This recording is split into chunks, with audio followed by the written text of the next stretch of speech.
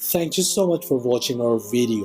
Please do not forget to like, comment, share and subscribe to Reality of Islam. ROI کی speeches کو subscribe کر کے bell icon پر ضرور click کریں. جزاک اللہ. السلام علیکم ورحمۃ اللہ وبرکاتہ.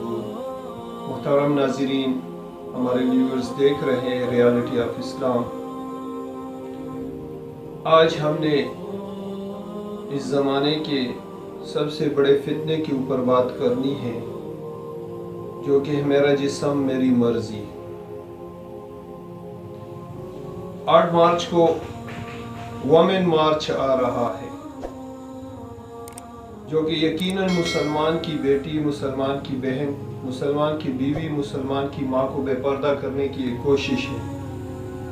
اغیار کی کوشش کی وجہ سے مسلمان کی عورت کو گھر سے چادر اور چاردیواری سے نکال کر اس کو سڑکوں پہ لایا جا رہا ہے، اس کا پردہ اتارا جا رہا ہے اور اس کی عزت کو تار تار کیا جا رہا ہے. اور مسلمان کی عورت ناسمجھی میں مغربی تہذیب سے متاثر لوگ اس سے کافی متاثر ہو چکے ہیں، اور وہ بھی اپنے حقوق کے لیے آواز اٹھا رہی ہے. حالانکہ قرآن نے، حدیث نے، اللہ نے اور اس کے نبی نے ان کے حقوق کو کھول کر بیان فرما دیا ہے. ان کا سب سے پہلا نعرہ یہ ہے کہ ہم کوئی گائے بھینس تو نہیں ہے کہ ہمیں گھر میں رسی کے ساتھ رسی باندھ کر کسی گھر میں کسی جگہ پر باندھ دیا جائے جیسے گائے بھینس کو باندھی جاتی ہے. تو ہم نے ان کو یہ جواب دیا ہے کہ آپ کو ہم نے نہیں باندھا. اللہ نے آپ کی حفاظت ہی چار دیواری کے اندر اور چادر کے اندر رکھی ہے.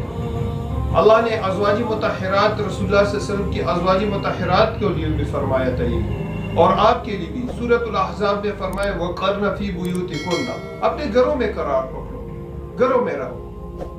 جو عورت گھر سے نکلے گی تو یقیناً شیطان تو اس کے اوپر مسلط ہوتا ہے. النساء خبائل الشیطان، عورتیں شیطان کا تیر ہے، جال ہے. اس کے ذریعے سے وہ لوگوں کو بھی گمراہ کرتے ہیں اور ان کو بھی گمراہ کرتے ہیں. پھر یہ اپنے حقوق کے لیے آواز نکالتی ہے کہ ہمارا حق مردوں کے حق کے برابر ہونا چاہیے، ایکویلٹی ہونی چاہیے. اللہ کی بندیوں، آپ اس بات کو سوچیں. الرجال قوامون علی النساء، سورہ نساء میں اللہ نے فرما دیا کہ مرد عورتوں کے اوپر حاکم ہے. ہاں، اگر اس کو میراث میں آدھا ملتا ہے، مرد کو فل ملتا ہے، تو اس عورت کے لیے نان نفقہ اس کے خاوند کے ذمہ ہے. اس عورت کے لیے باپ کے میراث میں اگر آدھا ملتا ہے تو سمن، اگر یہ با اولاد ہے، اولاد والی ہے، تو سمن اس کی جو نا خاوند کے میراث میں بھی اس کو ملتا ہے.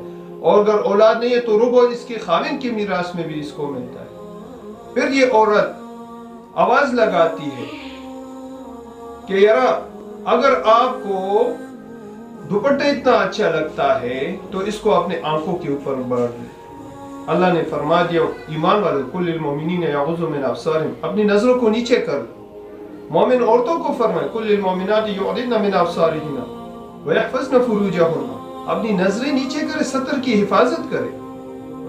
ایمان والوں کے لیے اللہ نے اپنے حبیب صلی اللہ علیہ وسلم کو سورہ احزاب میں فرمایا یا ایھا النبی قل لازواجک وبناتک ونساء المؤمنین، کہ نبی صلی اللہ علیہ وسلم اپنی ازواج مطہرات سے بھی کہہ دیجئے، اپنی بچیوں سے بھی کہہ دیجئے. اور نبی تو فل امت کے مستورات کا باب ہے، اور مسلمانوں کی عورتوں سے بھی کہہ دیجئے یدنین علیہن من جلابیبہن، کہ اپنے اوپر وہ اپنا پلو ڈال دے. سورہ احزاب میں فرما دیا ان کے لیے. کیوں؟ ذالک ادنی ان یعرفن فلا یؤذین، کہ یہ بہت قریب ہے کہ مسلمان کی عورت کی تمیز اس سے ہوتی ہے، مسلمان کی عورت پردے سے پہچانی جاتی ہے، تو اس کو کوئی تکلیف نہ دے. یعنی پردے میں عورت کی تکلیف سے نجات ہے، عورت کے لیے پردہ تکلیف نہیں ہے.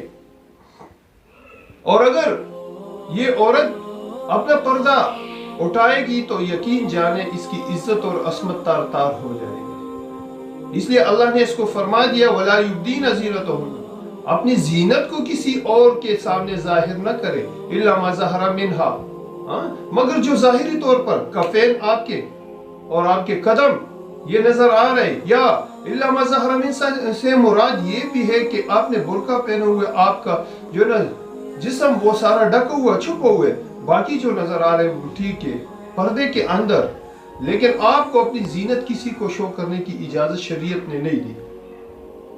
وَلْيَضْرِبْنَ بِخُمُرِهِنَّ عَلَى جُيُوبِهِنَّ، ان کو چاہیے کہ اپنا پلو دل پر پردہ ڈال دے، اپنے آپ کو جو نا کیا کر دے، ڈھانپ لے، چھپا لے۔ لیکن آج کی عورت کہتی ہے کہ اگر آپ کو دوپٹہ اتنا پسند ہے تو آپ کیا کریں، اس کو اپنی آنکھوں پہ باندھ لیں۔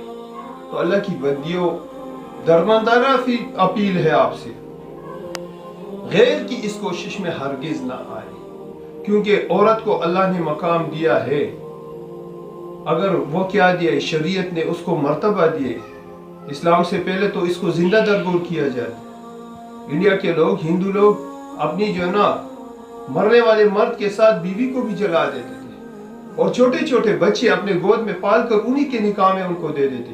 لیکن شریعت نے، ہمارے اسلام نے عورت کو حفاظت دی، مسلمان کی عورت محفوظ ہو گئی ہے، اس کو میراث میں بھی حق مل گیا، اس کو خاوند سے بھی حق ملتا ہے، اس کو باپ سے بھی حق ملتا ہے۔ اگر یہ ماں ہے تو اس کی خدمت اولاد کے اوپر ہے، اور اگر یہ بیٹی ہے تو اس کا نان نفقہ خرچہ اور اس کی عزت اور اس کی تربیت اور اس کو سب کچھ، اس کی فیسلٹی سب کچھ پہنچانا اس کے والدین پیرنٹس کے ذمہ ہے۔ اگر یہ بہن ہے تو اس کے بھائی کے ذمہ ہے، اور اگر یہ بیوی ہے تو اللہ نے اس کا نان نفقہ خرچہ اس کے خاوند کے اوپر لگا دیا۔ وَقَرَّ فِي بُيُوتِكُنَّ، گھروں میں بیٹھو، باہر مت نکلو، گھروں میں بیٹھو، باہر نہ نکلو۔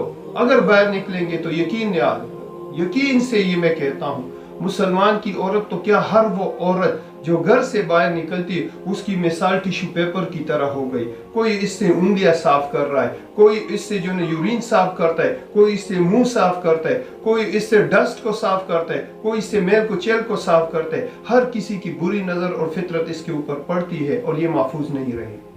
اس لیے اس طرح کے مارچ میں شرکت کی بھی ضرورت نہیں ہے، اس طرح لوگوں کے جو ہے نا دعووں میں آنے کی بھی ضرورت نہیں۔ اپنے قرآن حدیث کو فالو کرے، اللہ کے حکم کو فالو کرے، نبی صلی اللہ علیہ وسلم کے طریقے کو فالو کرے، انشاءاللہ تعالی دنیا میں بھی چین، سکون، راحت، اطمینان کی زندگی ملے گی، اور آخرت میں بھی۔ اللہ جو کہا اس پر عمل نصیب فرمائے۔ السلام علیکم ورحمۃ اللہ وبرکاتہ۔ Thank you so much for watching our video. Please do not forget to like, comment, share and subscribe to Reality of Islam.